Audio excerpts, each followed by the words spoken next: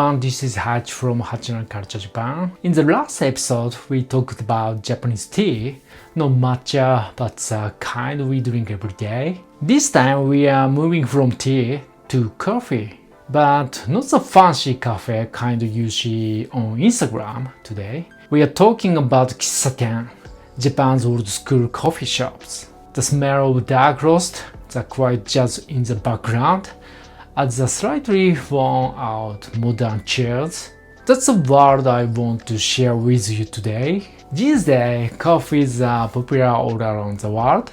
In Japan too, you can find stylish cafe on almost every street. But when I was a kid, the word cafe wasn't really used yet. Instead, we had Kissaten, the Japan-style coffee shops. Over the years, the number of Kissaten slowly decreased, and more cafes started to appear. I do like the modern cafe we have today. There's something about the atmosphere of old Kissaten that I really love. So what exactly is a Kissaten? The word Kissaten literally means a place to drink tea. It comes from the old Japanese words kissa, to drink tea, and ten, shop. But over time, coffee became more popular than tea, and the Kissaten turned into a unique Japanese-style coffee shop. The first Kissaten appeared in Japan in the early 1900s during the Meiji and Taisho eras. They were inspired by European cafes, but developed their own style, quiet, cozy, and a bit nostalgic, while modern cafes are about speed, design, and connection. Not really. Kissaten were about time, slowing down and enjoying a single cup.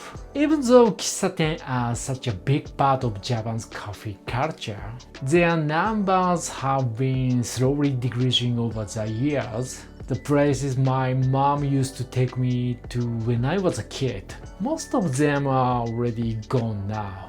Still, there are plenty of Kissaten left all across Japan. So if you ever get the chance, please visit one.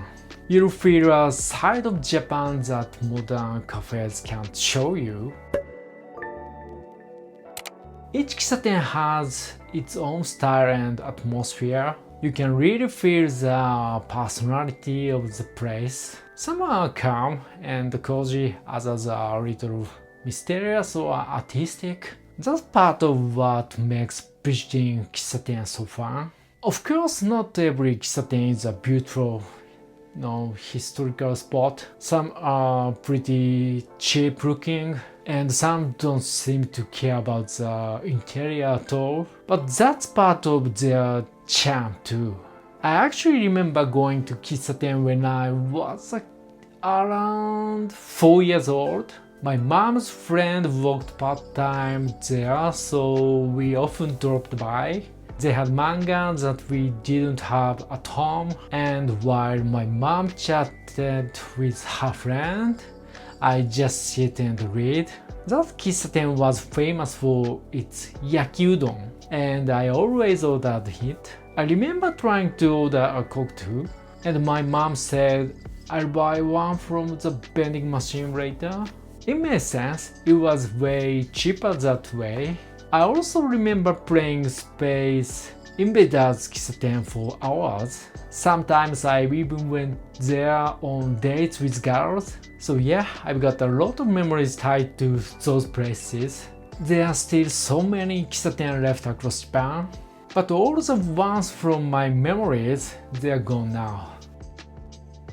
And of course, when you talk about Kissaten, you can't forget the morning set. For just a few coins, you can get simple breakfast, usually toast and coffee. Each place has its own version. Some come with boiled egg, some with salad, and others even add dessert. This morning culture is especially famous in Nagoya.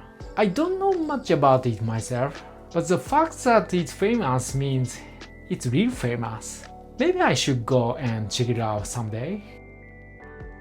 Alright, that's it for today. Thanks for watching episode 6. I'm sure you've got your own memories, like chatting with friends or someone you liked at a cafe or a cozy spot like that. Tell me about it in the comments. Especially your love story, they are my favorite. So I'll see you in the next episode. And remember, don't fire Kamehameha inside Kissaten.